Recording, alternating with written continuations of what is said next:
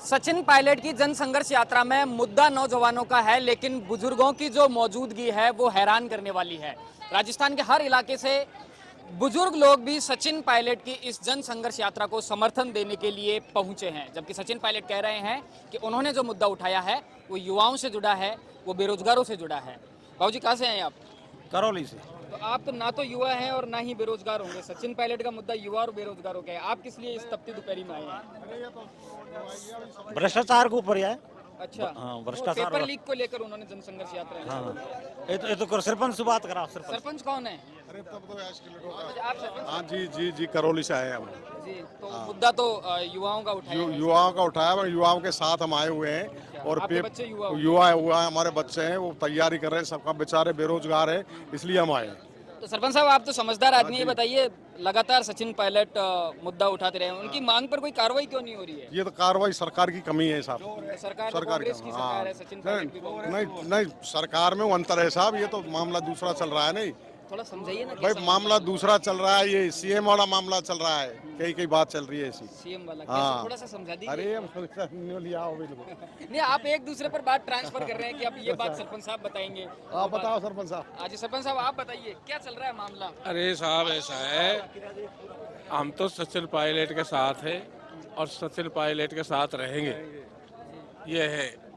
अब मुद्दा कुछ भी हो कुछ ना हो, हम तो पायलट के साथ हैं। सचिन पायलट अगर तीसरा मोर्चा बनाते हैं, कांग्रेस छोड़ते हैं, पायलट बनावेगा तो हमारो मोर्चा अलग बन जाओ, वहाँ ही रहूंगा, पायलट के साथ में ही रहूंगा। हम तो तीसरा बनावेगा, चौथा बनावेगा, वे बनावेगा जमाई, सर्व समाज उनके साथ रहेगी। जनता लगातार सचिन पायलट के पीछे जुट रही है, बड़ी भीड़ उनकी सभाओं में आती है, क्या कारण है? कांग्रेस उनको लगातार इग्नोर कर रही है, उनकी बात पर जनता चाहेगी तो सब काम हो जाएगा ईमानदारी से। जनता लगातार आ रही है ना सचिन पायलट की रैलियों में। हाँ। कांग्रेस नहीं सुन रही है उनकी। नहीं, मत सुनो कांग्रेस, हमारे तो सचिन के साथ था। कांग्रेस इसलिए नहीं सुन रही, आला कमान इसलिए नहीं सुन रहा कि इसकी आवाज को दबाया जाए तो जनता इसको छोड़ के चली जाए, जबकि सचिन पायलट ऐसे नेता हैं जिसके साथ हमेशा इसलिए दबाना चाहता है कि इसको यदि सीएम बना दिया जाए तो हमारी भी जो पीएम की कुर्सी के दावेदार राहुल जी बन रहे हैं, या फिर नेक्स्ट सीएम राहुल गांधी को खतरा है सचिन पायलट से? राहुल गांधी को पूरा खतरा है, यही नेक्स्ट सीएम।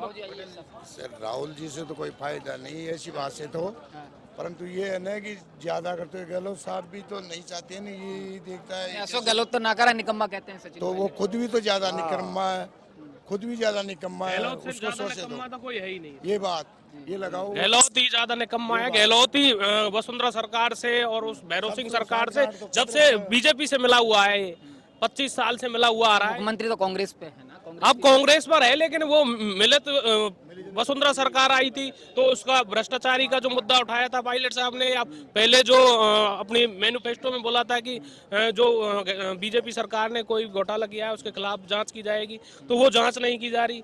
इसलिए नहीं की जा रही कि गहलोत साहब ने खुद ने कह दिया कि मेरी वसुंधरा सरकार वसुंधरा ने बचाई है, और उससे पहले भी भैरव सिंह जी मुख्यमंत्री थे तब गहलोत ने उसकी सरकार को बचाने के लिए खुद ने बोला था। अभी कुछ 60 गांठ है बीजेपी और कांग्रेस में, जिसमें गहलोत सरकार और वसुंधरा सरकार आपस में एक अशोक गहलोत का तो बयान है कि मेरी तो पिछले 15 साल में 10 मिनट भी बात नहीं हुई वसुंधरा राजे से। अरे उनको तो गुप्त में किसको पता है, किसको पता है? मानेसर गया जब किसने बचाया था वसुंधरा को? वसुंधरा क्यों गए थे सचिन? मानेसर तो अपनी मुद्दा अशोक गहलोत बार बार याद दिलाते नहीं, हैं। मुद्दा लेके गए थे। मानेसर तो अपना मुद्दा लेके गए था, आला कमान को कहने के लिए गया था। जब वसुंधरा ने बताया उसको सुने और उसके स्क्रू ढीले हो गए, इसलिए आए हम। अब उसके स्क्रू खत्म हो गए तो ये वसुंधरा ही हो गए ना, अब पेज खचेंगे जब सुने खत्म हो नहीं, गए। जांच क्यों नहीं करा रहा? अशोक गहलोत जी के हम जांच क्यों नहीं करा रहा? अशोक गहलोत जांच क्यों नहीं करा रहा? मेरे को तो ये बताओ आप, अशोक गहलोत जांच क्यों नहीं करा रहा? कारण क्या है? बस इतना सा बताओ हमें तो। अगर जांच करवाएगा तो सोनिया गांधी और उसका जवाई वाड्रा दोनों जेल जाएंगे, रिफाइनरी कांड में बीकानेर में। गहलोत भी जाएगा।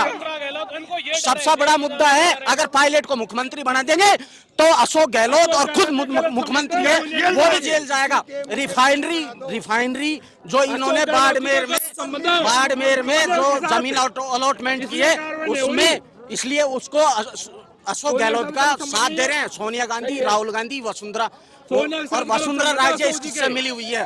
जिस दिन 22 विधायक लेके गया उस दिन जैसे गुजरात में और या अपने मध्य प्रदेश में सरकार गिरी थी उस तरीके से सरकार गिर जाती। राजस्थान में भी, राजस्थान में सरकार गिरती उस तरीके से मध्य प्रदेश में सरकार गिरी। आप मानते हैं सचिन पायलट ने सरकार गिराने की कोशिश की?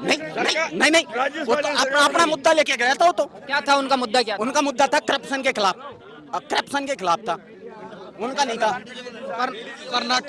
कर्नाटक में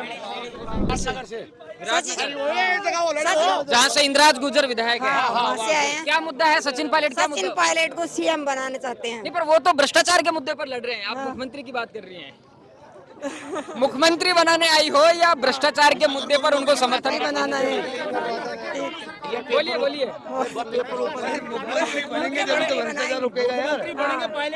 भ्रष्टाचार खत्म होगा तभी होगा। ये बताओ ना। और महिलाएं दादी को आगे लाओ।